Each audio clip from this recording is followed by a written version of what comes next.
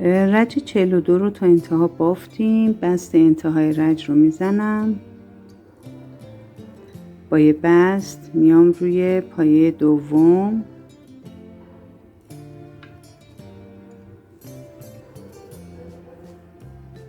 و یه زنجیره میزنم. روی پایه دوم 3 تا پایه بلند میبافم، برجسته از رو.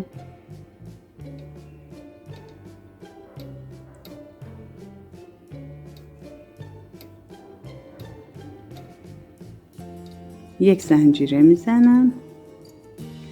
ببینید این قسمت، این 3 تا پایه رو که به طور جداگانه بافته بودیم حالا ادغام میکنیم. دور هر کدومشون یه پایه بلند برجسته از روی نیمه میبافم و با هم ادغام میکنم. ببینید 4 تا نخ دور قلاب هست، با هم ادغام میشه. یک زنجیره میزنیم و میریم روی همین 3 پایه‌ای که تا الان میبافتیم. 3 تا پایه بلند رو پایه وسطش میبافم.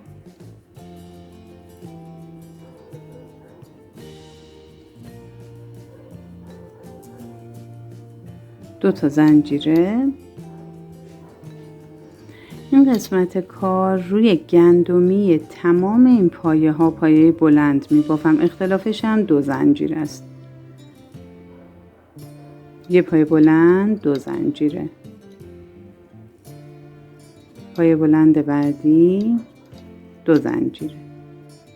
پس میشه 5 تا پایه بلند با حد فاصله 2 زنجیره.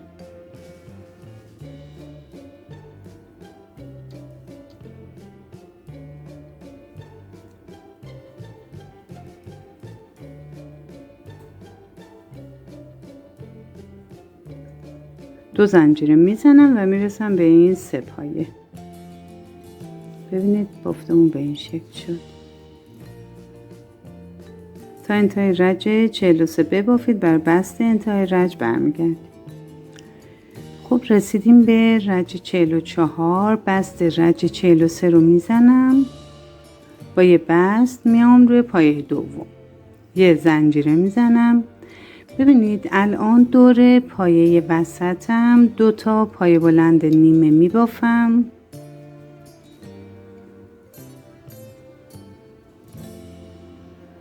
بعد میام روی پایه ادغام وسط 1 پایه بلند نیمه و بعد مستقیما میرم روی پایه بلند وسط بعدی 2 تا پایه بلند نیمه میبافم و این 6 تا نخ رو با هم دیگه ادغام میکنم. 3 تا زنجیره میزنم. میرسیم به این پایه هامون. روی اولی یه پایه بلند برجسته از رو میبافم، یه زنجیره. داخل این فضای 2 زنجیره 3 تا پایه بلند ساده بافته میشه. یک زنجیره. ببینید این و این 2 تا پایه دیگه باید روش ذرتی بافته بشه، ولی این مثل این اولی برجسته از رو بافته میشه. خب پس ما روی این باید 4 تا پایه بلنده برجسته از رو ببافیم، چون من ذرتیامو با 4 تا میبافتم. بازم شما هر تعدادی که بود رو رعایت کنید. 4 تا میبافم. ذرتیمو از پایه اول جمع میکنم، 2 تا زنجیره میزنم. پس ببینید من وقتی ذرتی میبافم 2 زنجیره باید بزنم، وقتی این 3 تا پایه رو میبافم 1 زنجیره میزنم. مجدد میرم توی این فضای 2 زنجیره 3 تا پایه بلنده ببخشید ساده میبافم، 1 زنجیره و روی این پایم گفتم قراره که ذرتی ببافم. 4 تا پایه بلند میبافم و تبدیلش میکنم به ذرتی.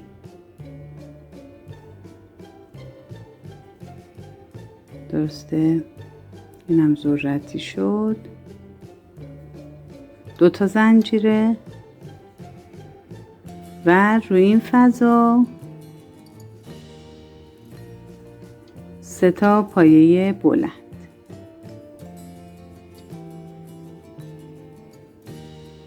یک زنجیره و روی این پایه مجدد ذرتی میبافم با 4 تا پایه بلند برجسته از رو.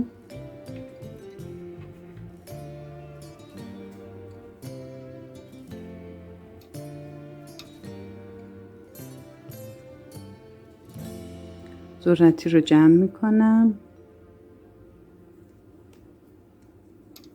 2 تا زنجیره میزنم، میرم روی 2 زنجیره، فضای 2 زنجیره 3 تا پایه بلند ساده،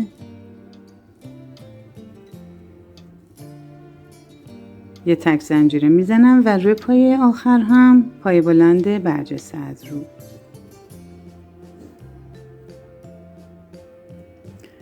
اینجا ببخشید 2 تا زنجیره میزنم و اون پایه های ادغام رو انجام میدم. یعنی روی این قسمت 2 تا پایه بلند برجسته از روی نیمه، روی قسمت ادغام وسط 1 پایه بلند برجسته از روی نیمه و روی پایه وسط این 3 تا پایه هم 2 تا پایه بلند برجسته از روی نیمه میبافم و این 6 تا نخ رو ادغام میکنم. مجدد 3 تا زنجیره میزنم. این قسمت هم باید 3 تا زنجیره بزنیم و دوباره روی این قسمت اولی برجسته از رو، آخری برجسته از رو، روی تک تک اینها ذرتی میبافم. حد فاصله شونم 3 تا پایه بلند ساده میبافم با 1 زنجیر. بعد از پایه های ذرتی هم حتما 2 تا زنجیر رو باید بزنیم.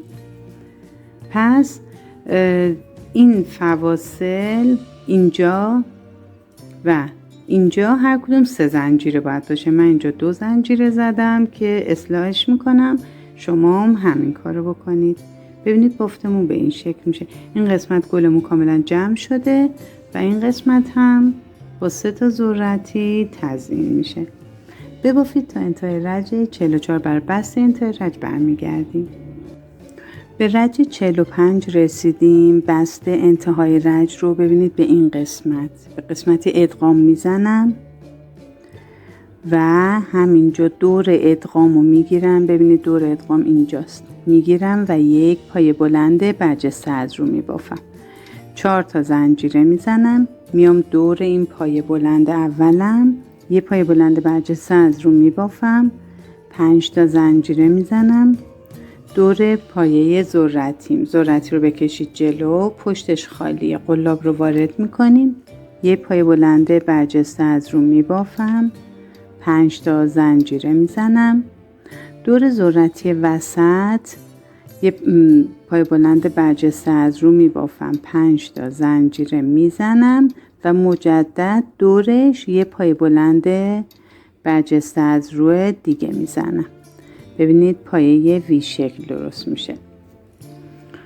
مجدد 5 تا زنجیره میزنم، میرم دور ذرتی بعدی 1 پایه بلند برجسته از رو، 5 تا زنجیره و دور پایه برجسته رج قبل هم 1 پایه بلند برجسته از رو میبافم. ببینید توی این بافتمون اطرافش 4 زنجیره است. پس وقتی که این پایه بلند رو بافتم، حالا 4 زنجیره میزنم، 4 دور این 1 پایه بلند برجسته از رو میبافم، 4 زنجیره میزنم و میرسم دوباره به این پایه، 1 پایه بلند میبافم. از اینجا 5 زنجیره شروع میشه.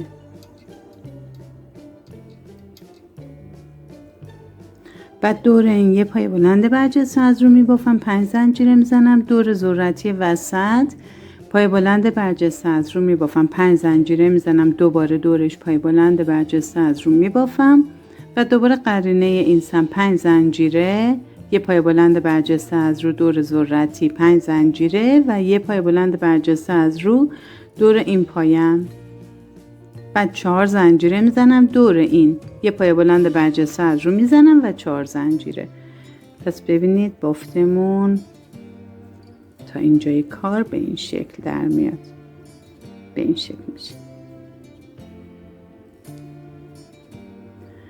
میبافیم تا انتهای رج 45. رج 46 آخرین رج هستش که ماندالامون دیگه داره تموم میشه. ببافید، برای بست انتهای رج برمیگرد.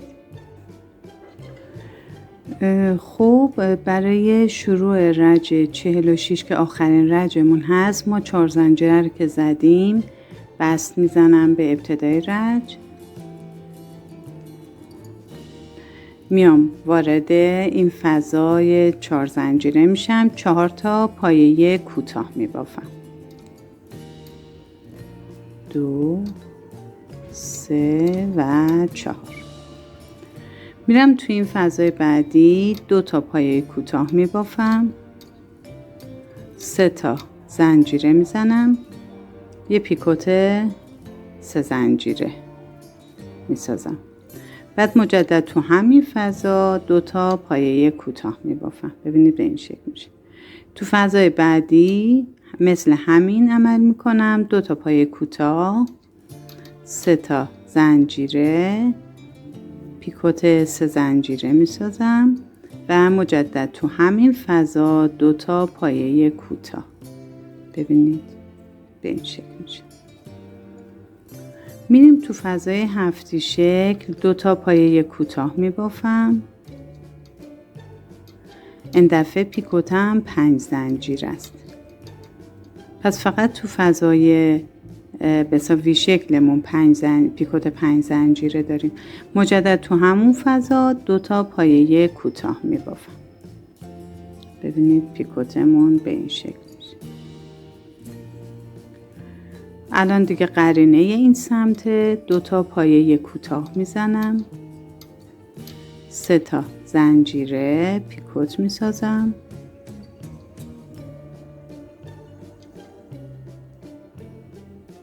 و تو همون قسمت 2 تا پایه کوتاه دیگه.